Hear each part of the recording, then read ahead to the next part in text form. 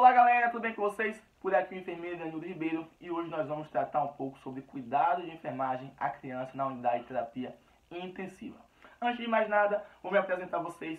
Eu sou enfermeiro formado pela FTC Feira de Santana, também sou especialista em urgência e emergência e terapia intensiva pela FTC Feira e atualmente atuo na unidade de terapia intensiva pediátrica, como também numa unidade de pronto atendimento na UPA 24 horas. Sou sócio proprietário do Enfoque Centro Preparatório, uma empresa de cursos e capacitações que no ano que vem vai trazer alguns cursos, novas modalidades de trabalho para você que quer se capacitar e se profissionalizar. Então, se você não conhece nosso Instagram, vá lá no Insta e busque @enfoqueoficial que você será direcionado para a nossa página, tá bom? Além disso, sou o criador do Instagram Sou o Enfermeiro. Se você não conhece nosso Insta, busque também lá no Instagram @souenfermeiro que você será direcionado para a nossa página e terá acesso a todos os conteúdos educacionais, motivacionais e em defesa da nossa profissão que eu compartilho lá no Instagram. Bom, sem mais delongas, vamos entrar realmente no que importa, que é os cuidados de enfermagem à criança na UTI. E o primeiro ponto que a gente vai tratar aqui, o que é uma UTI, né? É preciso saber o que é a UTI. As pessoas têm a concepção de que UTI é aquele setor que vai entrar o paciente que está para morrer, que o paciente não tem mais condição de sobreviver e vai para a UTI. Não. A UTI é a unidade onde entra aqueles pacientes graves, críticos, mas que tem uma taxa, uma necessidade de um aporte, né, de cuidados intensivos e tem uma condição de sobreviver recebendo esses cuidados intensivos, esses cuidados mais complexos, com aparato tecnológico necessário, tá? Com equipe apta. Então, na UTI não entra o paciente que vai morrer. Entra o paciente que tem condições de melhorar a sua saúde, de sair daquele quadro crítico com os cuidados intensivos que a unidade oferta, tá bom? Esse é o primeiro ponto que você tem que tirar. Esse é o primeiro conceito que você tem que deixar cair por terra, tá? Na terapia intensiva, na unidade, a gente dispõe de pelo menos um enfermeiro para cada 7 leitos, dispomos de um técnico para cada 2 leitos, além da equipe de medicina, além da equipe de fisioterapia, nutrição, psicologia, serviço social, toda uma equipe multidisciplinar para prestar um cuidado holístico, humano, integral, àquele paciente que está naquele momento em um estado crítico, mas que com os nossos cuidados, com os cuidados complexos e intensivos da unidade de terapia intensiva, terá a condição de sair daquele quadro que ele se encontra, tá? Esse é o primeiro ponto que você tem que deixar cair por terra. Deixou cair? Caiu? Então, agora vamos seguir, tá? Vamos seguir e vamos aqui entrar no primeiro passo dentro da UTI, que é receber o paciente. Tem cuidado de enfermagem no recebimento do paciente? Tem. Na verdade, cada processo, cada dispositivo, cada momento que a gente está com o paciente na terapia intensiva pediátrica, tem um cuidado de enfermagem a ser ofertado. Na admissão, o que é que a gente vai fazer no processo de admissão? Eu preferi dividir a aula dessa forma, porque vai ficar um pouco melhor para você entender os passos de recebimento desse paciente e os cuidados que vão sendo dados durante esse processo de assistência à criança na unidade de terapia intensiva. Admissão. Quem são as crianças que a gente admite na unidade de terapia intensiva pediátrica? Crianças a partir de 30 dias de vida, tá? Aqueles lactentes a partir de 30 dias de vida, até 16, 17, em algumas situações até 18 anos, tá bom? Até 18 anos pode ser admitido na unidade de terapia intensiva pediátrica. Antes dos 30 dias de vida, essas crianças são direcionadas para a unidade de terapia intensiva neonatal, tá? Para a UTI neo. E a partir aí dos 17, 18 anos, normalmente tende a ser direcionado para a unidade de terapia intensiva adulto, tá bom? Dentro da UTI, a gente vai receber esse paciente. Lembrando que esse paciente pode vir de qualquer setor, pode vir do centro cirúrgico, muitas das vezes vem do centro cirúrgico. Algumas cirurgias necessitam de um cuidado intensivo pós-cirurgia para salvaguardar ou evitar qualquer tipo de complicação. Então, muitas das vezes, a equipe do centro cirúrgico já reserva um leito na UTI para pós-procedimento cirúrgico esse paciente ser direcionado para a UTI e ficar ali por 24, 48 horas, tendo os cuidados intensivos para evitar qualquer complicação. Mas também esse paciente pode vir de qualquer setor, pode vir da clínica cirúrgica, pode vir da clínica neurológica, pode vir da clínica médica, pode vir da sala vermelha, caso haja sala vermelha ou estabilização na sua unidade, pode vir de qualquer setor, pode vir diretamente transferido de outros hospitais, tá? De outras unidades de saúde, tá bom? Então, pode chegar de qualquer setor. Independente de onde chegue, ele tende a vir monitorizado, tá? Acompanhado por equipe de enfermagem, mais medicina ou só equipe de enfermagem, mais maqueiro, obviamente o maqueiro tem que estar lá juntinho com a equipe, tá? Deslocando esse paciente até o setor. Então, receber esse paciente nesse primeiro momento chegou o paciente com a equipe de uma outra unidade ou de um outro setor, você vai receber as informações desse paciente, primeiro saber peso, tá? Na unidade de terapia intensiva, o primeiro cuidado de enfermagem que a gente deve ter, a criança que vai chegar peso. Peso é o primeiro item importante, é um dos itens mais importantes na unidade de terapia intensiva, porque toda e qualquer medicação, todo e qualquer volume, toda e qualquer infusão é feita com base no peso da criança. Se a gente tem um peso errado, consequentemente, as medicações, as doses infundidas serão erradas, os volumes infundidos serão errados, tudo vai fluir de forma inadequada, tá? A ficha de parada de uma criança em unidade de terapia intensiva, ela é toda baseada no peso da criança. Então, o primeiro ponto que você deve saber, com a maior rigorosidade possível, é peso. É fundamental que o trabalho de toda a equipe, do funcionamento logístico da assistência à criança, é o peso dela. Se você pega uma criança e, de início, tem a informação que a criança tem 10 quilos, mas na verdade a criança tem 18 quilos, isso vai gerar uma diferenciação na dose administrada de medicamentos, de antibióticos, de antihipertensivo, de medicações para o coração, de qualquer infusão extremamente grande. Então, o primeiro ponto na admissão é o peso da criança, tá? Peso, idade, tá? É necessário saber a idade da criança também. E aí você está admitindo, você já questiona logo. Recebeu o peso, sabe a idade da criança, o que aconteceu com aquela criança, o que levou a criança a ir para a UTI, saber a história pregressa dela, tá? Entender os antecedentes patológicos, os antecedentes familiares que possam ter levado essa criança a esse estado. É necessário saber também se essa criança tem alguma alergia, tá bom? É muito comum crianças apresentar algumas alergias, então saber se ela tem alergia a alguma medicação, a algum material, alguma substância. Tem criança que tem alergia até a esparadrapo, a microporo, enfim. São N alergias que a criança pode ter. Então é necessário saber. É necessário saber se essa criança está com algum dispositivo invasivo, se essa criança vem entubada, se essa criança vem em ventilação espontânea, tá?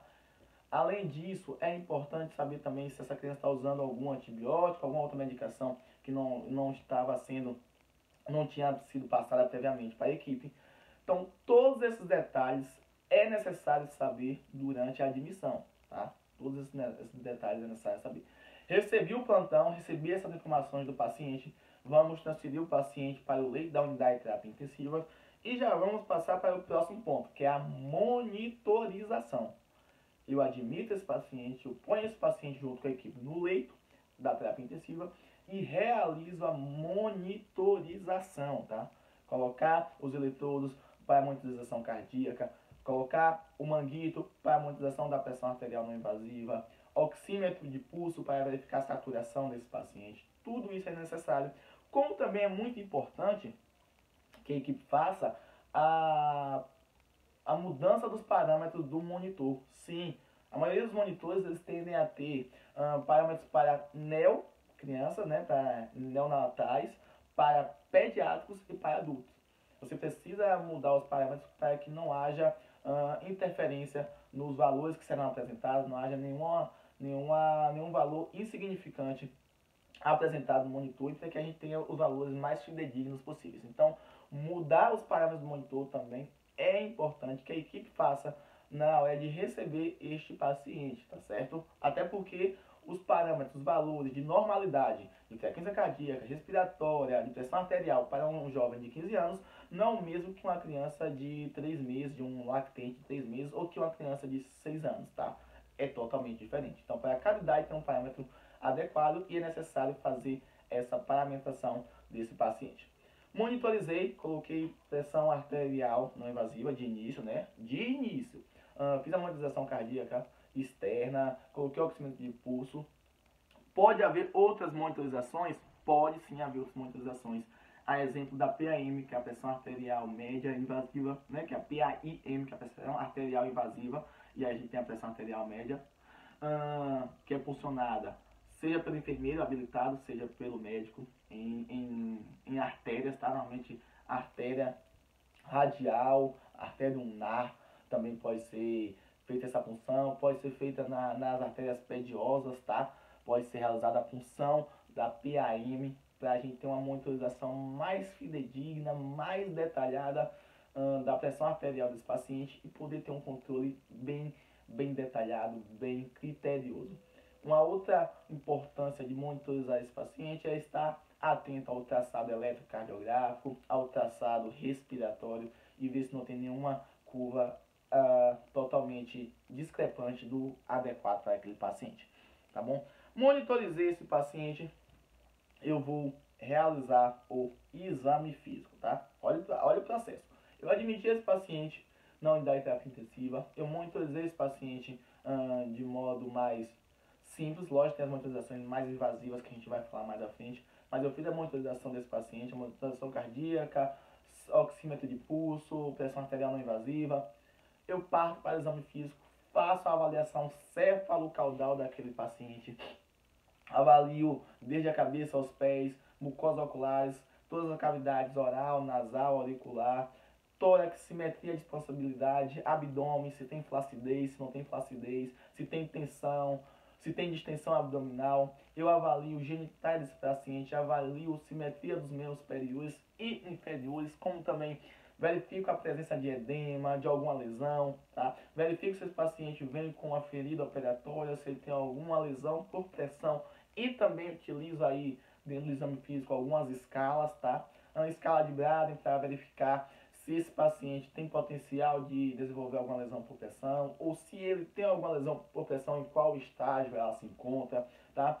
Eu posso utilizar a escala de Haas ou a escala de Hansen para avaliar a sedação, caso ele venha sedado, ou avaliar a agitação, caso ele apresente um estado de agitação neurológica, tá? Então, todas essas escalas podem ser utilizadas para avaliar esse paciente, bem como a escala de Coma de Glasgow para avaliar a situação neurológica desse paciente e a partir daí poder definir algumas condutas. Fiz o exame físico, avaliei cefalocaudal, avaliei abdômen, tórax, membros, cabeça, pés, verifiquei lesões, verifiquei ferimentos, verifiquei genitália, verifiquei possibilidade de lesão por pressão. Eu passo para o próximo passo, dispositivos. E aí sim vai ter N cuidados de enfermagem frente aos dispositivos que esse paciente utiliza, frente à assistência que a gente vai prestar a este paciente. Dispositivos, né? Eu estou aqui com uma listazinha grande, gigantesca de dispositivos que a gente pode utilizar. Não há tempo hábil para a gente falar sobre todos eles, nem os cuidados que cada um tem, porque cada dispositivo vai ter um cuidado de enfermagem específico. Mas, de modo geral, acesso venoso periférico, tá? Acesso venoso periférico é um dos principais dispositivos que a gente encontra no paciente quando ele chega na UTI ou quando ele chega assim esse dispositivo. É o primeiro dispositivo que a gente busca introduzir nesse paciente para poder realizar infusões, medicações, antibióticos e a partir daí prestar uma assistência cada vez mais eficaz. O acesso venoso periférico, tá? Tem que ter o cuidado em escolher uma via que não seja em regiões de dobras, principalmente na criança, tá? Eu escolhi uma via que não seja em regiões de dobras, porque a criança tende a se movimentar ainda mais, elas tendem a perder facilmente esses acessos em regiões de dobra, tá? Tem que ter o cuidado também na infusão das medicações, em não infundir grande volume em acessos de pequeno calibre, como acesso de calibre 24, tá? Porque pode causar rompimento daquela veia que foi puncionado o acesso. Um outro tipo de acesso venoso que nós temos nessas crianças é o catéter venoso central. O acesso venoso central vai depender de como é chamado aí na sua região, na unidade que você trabalha.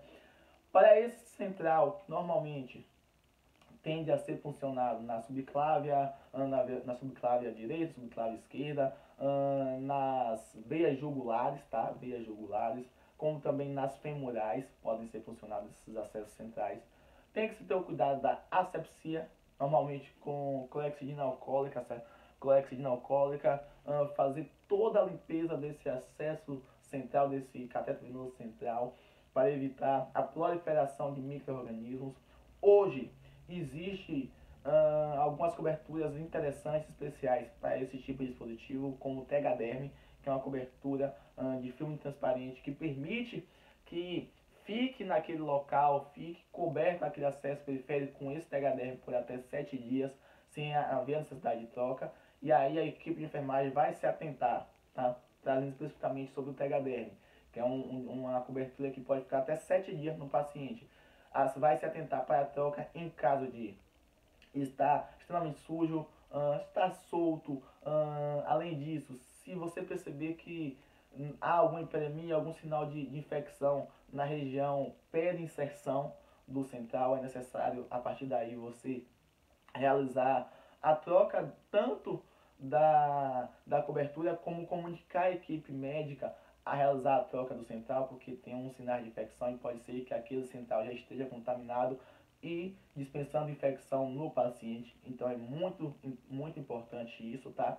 Então faz-se o cuidado ao catéter no central, realizando curativos diários, trocando a cobertura. Se for cobertura comum, exemplo de gás mais microporo, gás mais filme transparente, troca-se todo dia.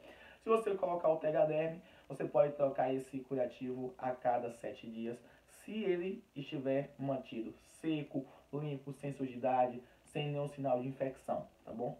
Um outro dispositivo que a gente tem, um dispositivo venoso bem importante e bem utilizado na unidade de terapia intensiva e que é de suma importância o cuidado de enfermagem, é a PAM, a pressão arterial média, tá? Pressão arterial média invasiva, vai depender de como é chamada aí na sua região. A PAM, ela vai estar inserida um catéter, um gelcozinho, número 22, número 24 na criança, obviamente. Se for uma criança maior, pode-se tentar um gel maior, mas a tendência é utilizar-se um gel com 22, um gel com 24, realizar a punção nas artérias radiais ou ulnar, tá bom? Ou então nas artérias pediosas, tá bom? Rádio, ulnar, artéria ulnar, tá bom? Ou nas artérias pediosas, tá? Essa punção pode ser feita pelo enfermeiro habilitado, como também pelo médico habilitado a realizar a punção da PAM. E faz-se a punção com a artéria, lógico, né? Lógico, óbvio. Antes de eu funcionar uma PAM, eu preciso fazer o teste para verificar se há condições de punção naquela artéria, tá? Se não tem nenhuma outra situação, nenhum outro déficit naquela artéria que possa gerar alguma complicação. Faz a punção arterial deste paciente com esses gels que eu supracitei e a partir daí cobre-se aquele local, como se faz com acesso no periférico. Normalmente a gente faz a fixação daquela PAM com um IVFix, tá? Que é um curativo hipoalérgico que vai permitir a gente ter uma certa fixação mais adequada e vai permitir que a gente tenha uma mínima visualização daquela seção, se tem algum sinal de inflamação, de infecção ou de perda daquela PAM. E o que nos vai dizer se a PAM está extremamente funcionante é a curva que ela apresenta no monitor multiparamétrico, tá bom? O monitor ele vai ter um dos traçados vai ser o da PAM, tem que ser uma curva dicrótica, tá? O que seria uma curva dicrótica? Uma curva que você vai perceber uma subida dela, uma descida, e aí ela sobe novamente, bem literal isso aqui, sobe novamente, desce novamente e vai seguindo, tá? É uma curva dicrótica, tá? Tem elevação, tem diminuição, e a partir daí a gente consegue perceber que tem uma resposta fidedigna, tem uma PAM fidedigna, tá bom? E dentro disso a gente tem os cuidados dentro da pressão arterial média. Lógico, na pressão arterial média era bom se a gente tivesse circuito aqui para demonstrar a vocês, mas nós não temos. Normalmente é um gelco, tá?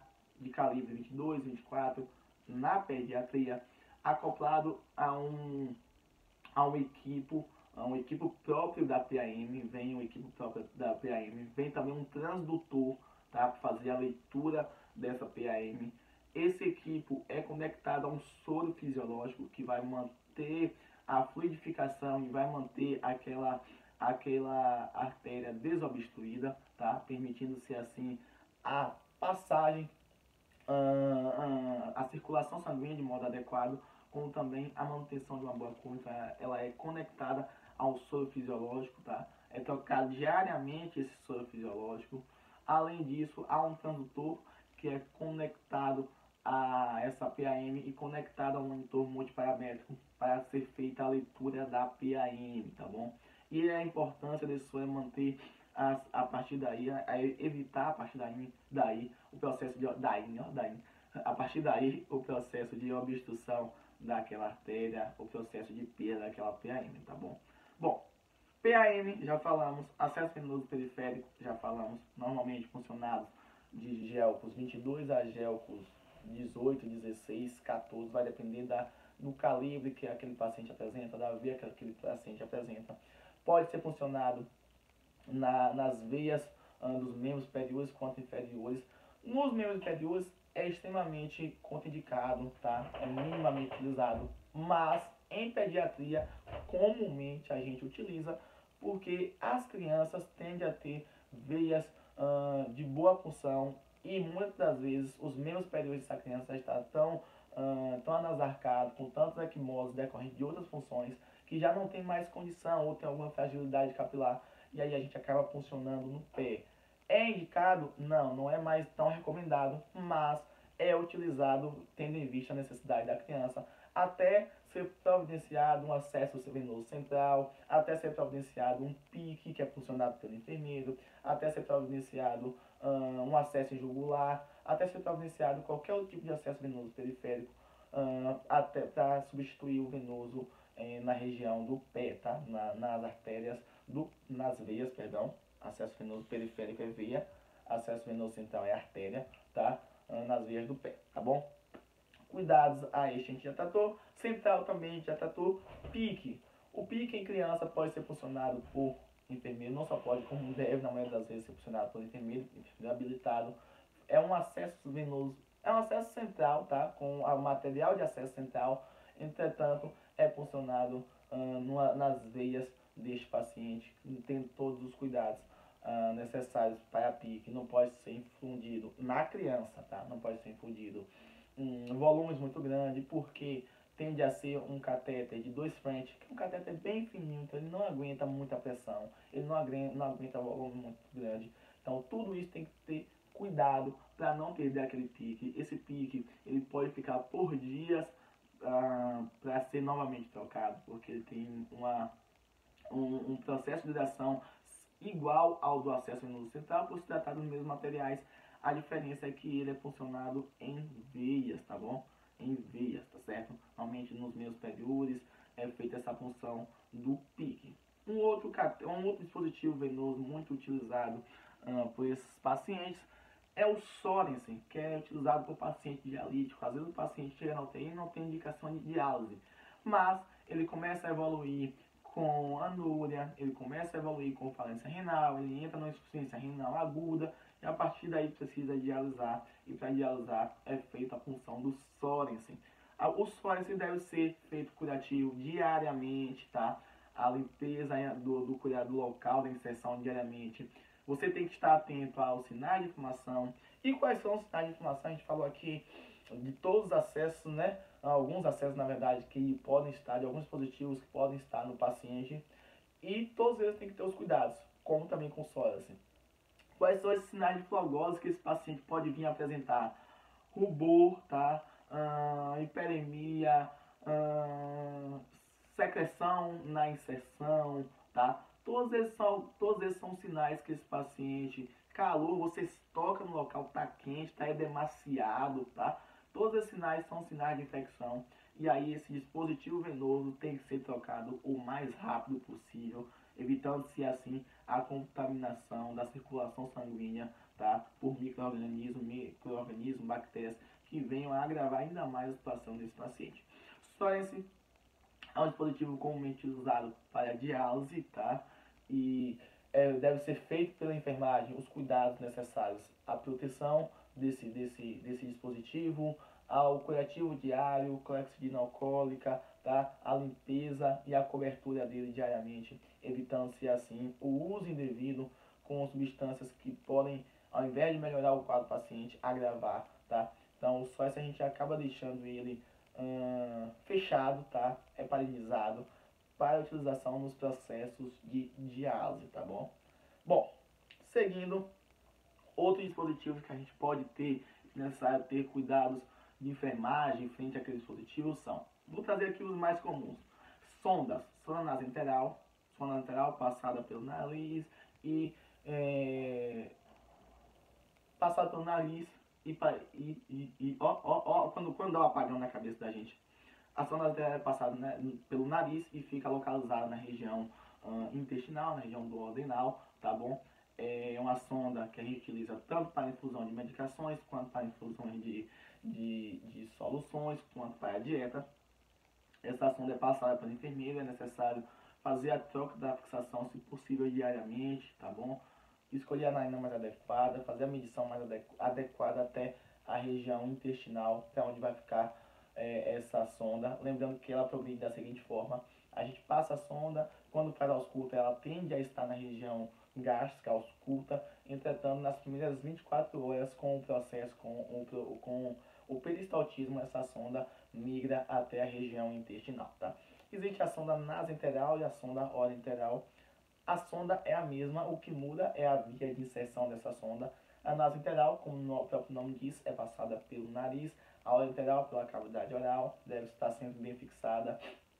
Os cuidados, sempre que fizer alguma medicação, realizar a lavagem. Sempre que aspirar resíduo gástrico para a quantificação, realizar a lavagem. Sempre que ofertar dieta, realizar a lavagem da sonda para evitar obstrução e, consequentemente, uma perda inadequada dessa sonda. Fixar da melhor forma possível para evitar que ela se exteriorize, tá bom? Isso vale para a sonda nasointeral quanto para a orointeral. A sonda nasogástrica e a sonda orogástrica são de mesmo material, o que muda também é os locais de inserção, nasogástrica pelo nariz, orogástrica pela cavidade oral. Nelas também pode ser feita medicações, pode ser administrada infusões, pode ser administrada também a dieta do paciente. Entretanto, normalmente quando se começa a fazer a dieta via sonda nasogástrica, a equipe tende a mudar para a nasointeral, fazer a mudança da sonda, tá bom? Mas pode sim utilizar a nasogástrica e a orogástrica para administrar a dieta só no início, até se mudar para a nasointeral, tá bom? Bom, falamos das sondas, sonda nasointeral, sonda orointeral, sonda nasogástrica, sonda orogástrica. Temos também os cuidados com o tubo orotraqueal, com a traqueostomia. E aí vamos entrar aqui no tubo orotraqueal, o TOT, como é propriamente conhecido.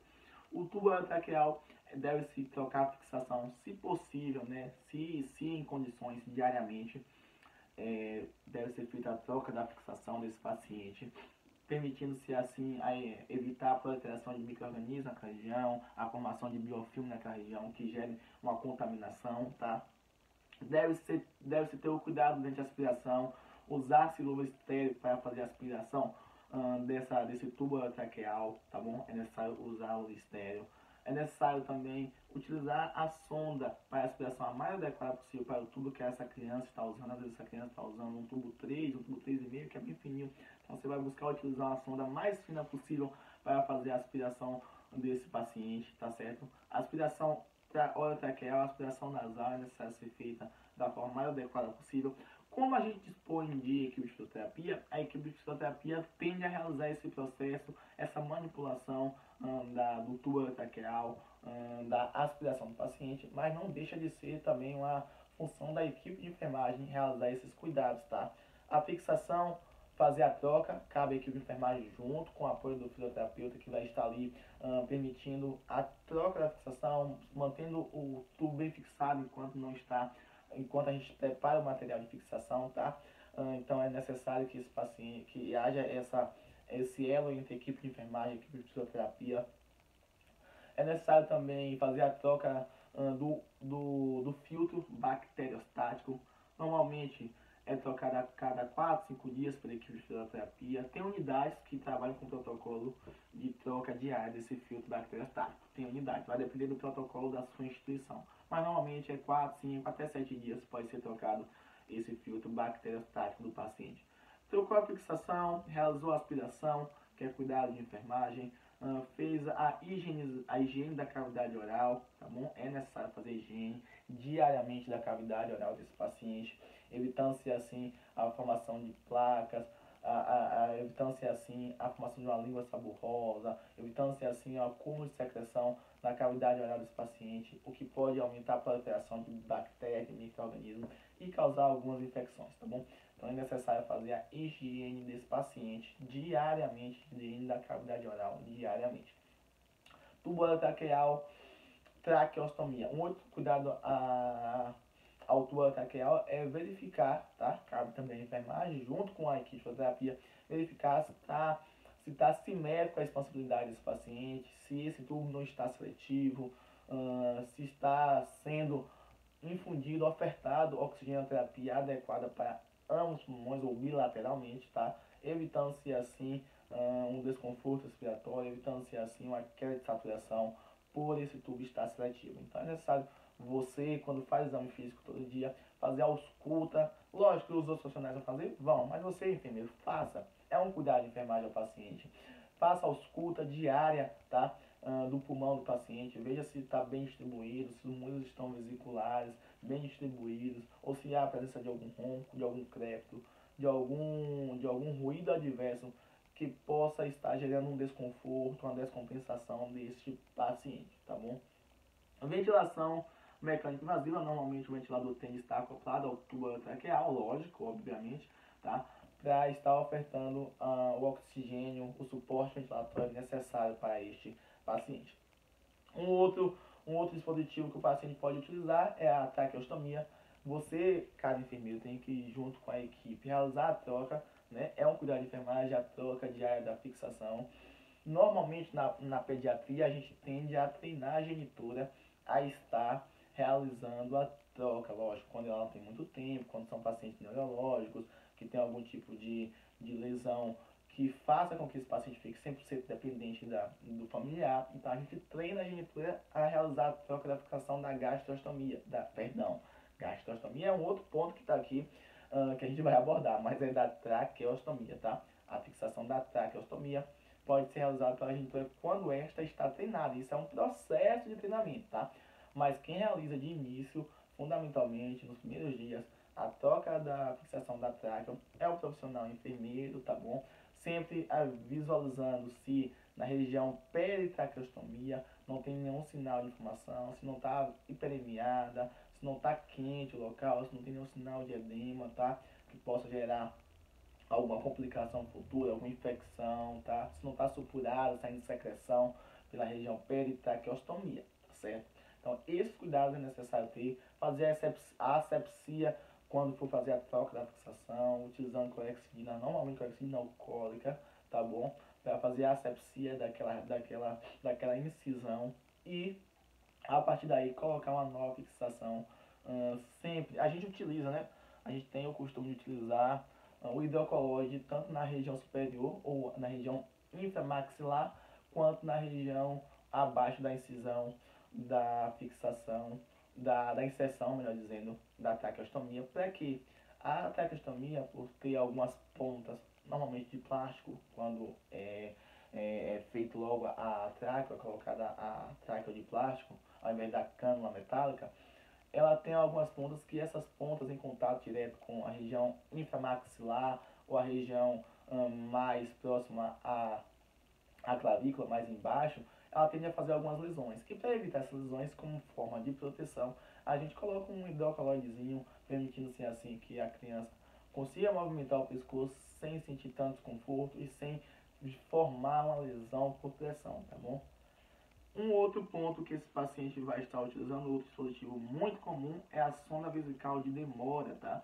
Sonda vesical de demora, você tem que ter cuidado durante a passagem dessa sonda, é um procedimento que deve ser totalmente estéreo, tá? Um processo todo estéreo, evitando-se assim a contaminação, porque a sonda vesical vai estar extremamente nas entranhas do paciente, localizado na bexiga do paciente.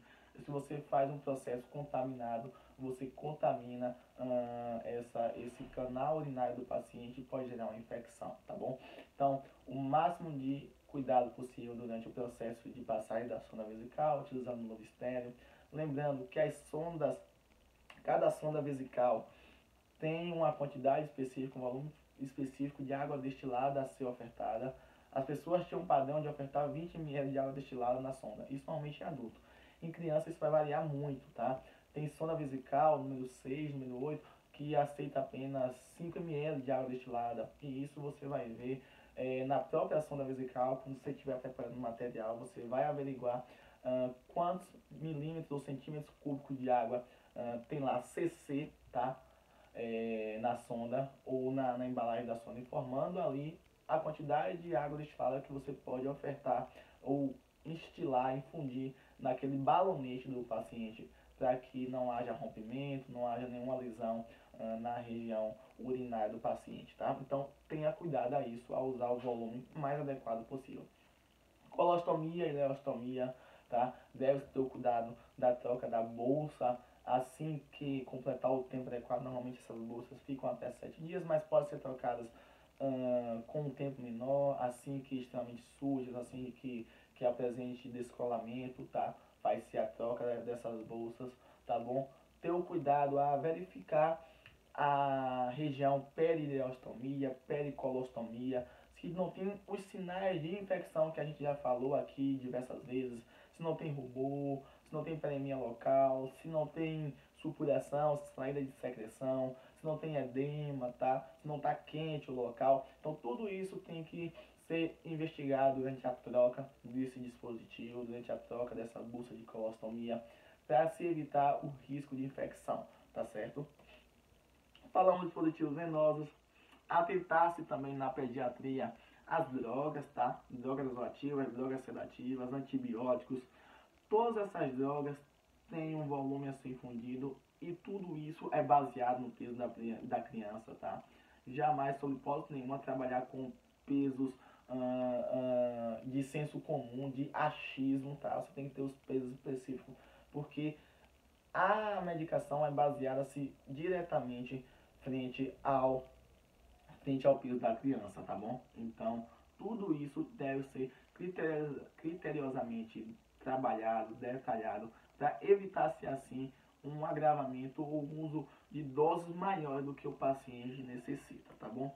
Bom, falamos aqui sobre a maioria dos cuidados de enfermagem à criança na unidade de terapia intensiva. Já vamos fechar quase 40 minutos de aula, tá? É o tempo ideal para a gente trabalhar esse tema. Existe muito mais coisa dentro da terapia intensiva, existe muito mais informação, mas não temos mais tempo para trabalhar isso. Um outro cuidado extremamente importante é o acolher a genitora, é muito importante. Assim que você recebe o paciente, você deve acolher a genitora ou o familiar. Digo genitora porque o mais comum é a mãe se acompanhar a criança na terapia intensiva, ficar dias ali ao lado daquela criança. Na unidade de terapia intensiva, um outro detalhe é que o acompanhante familiar fica 24 horas com o paciente, tá? Ficar 24 horas com a criança, acompanhando, recebendo informações, orientações e participando desse processo de cuidado, tá? De cuidado e de autocuidado, né? Porque no momento que a gente está com a criança, a gente também está capacitando aquela genitora para os cuidados pós-UTI, tá bom? Para os cuidados pós-internação hospitalar. Então, quando chega-se essa mãe com a criança à UTI, deve ser acolhido, orientado sobre o funcionamento da UTI, disponibilizados os equipamentos de proteção individual, exemplo de capa, o avental, exemplo de touca, exemplo de máscara, tá? Exemplo de luva em caso de necessidade, tá? Todos esses materiais devem ser disponibilizados. Roupa privativa, assim que possível para essa genitora, material para ela poder dormir naquele setor, tá certo? Tudo isso é ofertado à genitora na unidade de terapia intensiva pediátrica, porque ela deve estar ali em cuidado contínuo. Esse laço, como eu falei, a gente está falando de genitora, mas pode ser qualquer familiar, tá? Esse laço afetivo tem de ser mais forte, tem de ser mais comum, tendo a presença da mãe dentro da unidade de terapia intensiva, tá bom? O familiar, de modo geral, ele se torna um membro da equipe, tá? Porque ele está ali, ó, em contato contínuo com aquele paciente, e qualquer sinal de alarme ele já alerta a equipe. Lógico que a equipe está ali 24 horas de prontidão, assistindo todas aquelas crianças que estão na UTI, mas também o familiar participa desse processo de cuidado a essas crianças, tá bom? Drogas, são diversas as drogas que a gente utiliza. muito comumente utiliza drogas sedativas, por exemplo, sedativas e analgésicas, tá? Sedativas e analgésicas, midazolam, fentanil, propofol, não dá pra gente trabalhar cada uma delas aqui agora. Ketamina, tá? Ronculônio, todas são algumas drogas que a gente utiliza muito em terapia intensiva, drogas sedativas e analgésicas, tá? Além disso, tem as drogas vasoativas, exemplo de epinefrina, noradrenalina, dobutamina, dopamina, enfim, são N as medicações que nós utilizamos. Lembrando que com adulto a gente tem algumas diluições para essas drogas, exemplo aqui, um exemplo, tá? Fentanil, a gente normalmente usa o que? 5 ampolas de fentanil de 10 ml para 200 ml de soro, né? É o comumente utilizado. Entretanto, na terapia intensiva pediátrica isso já muda, é com base no peso daquela criança, tá? É feito o cálculo para ser infundido, ofertada a diluição. Exemplo, muitas das vezes esse paciente usa 9 ml de fentanil mais 20 ml, é um exemplo, tá? Mais 20 ml de soro fisiológico, tá? Ou soro glicosado, para fazer a infusão contínua daquela medicação. Existem outras medicações que a gente infunde continuamente nesse paciente, a exemplo do salbutamol, e aí eu vou trazer aqui alguns detalhes dessas medicações, algumas medicações que são comumente usadas em terapia intensiva e que são utilizadas com equipes fotossensíveis. O salbutamol, por exemplo, a gente utiliza com equipe fotossensível, tá bom? Em infusão contínua, quando infusão contínua. A epinefrina a gente utiliza em equipe fotossensível, a noradrenalina a gente utiliza em equipe fotossensível, tá bom? São alguns outros detalhes que você vai estar se permeando durante o processo de trabalho na unidade de terapia intensiva, que você vai ver numa unidade de terapia intensiva, tá bom? Então, era isso que eu queria trazer para vocês, tá certo? Foi-se 40 minutos, a gente poderia passar aqui horas conversando sobre unidade de terapia intensiva, sobre cuidados da criança em terapia intensiva. Foi bom estar aqui com vocês, espero que tenham gostado. Eu acho que aqui vai ter uma caixa de comentários para você dizer sobre a aula, então mande sua dúvida, mande seus comentários que a gente vai estar tentando dar um feedback a você. Se gostou também, comenta que gostou, o que faltou, o que você quer ver nos próximos momentos com a gente. Muito obrigado ao pessoal do CONENF, tá? Do Congresso Nacional dos Estudantes de Enfermagem, Congresso Online. Muito obrigado pelo convite. Espero estar nas próximas edições. Foi muito bom estar com vocês nesse momento. Essa aqui é a segunda edição que eu já participo. No mais, é isso. Lembre-se das minhas redes sociais. Instagram, @souenfermeiro. Empresa, @enfoqueoficial, que é a nossa empresa de cursos. Que mais? Dias 8 e 9 de novembro, você que nos acompanha, estaremos em Salvador, participando do Masterclass de Enfermagem, tá? Então não deixe de participar junto com a equipe do Top. Esse é um Instagram que você tem que seguir com toda a convicção do mundo. Time de operações práticas em enfermagem, tá?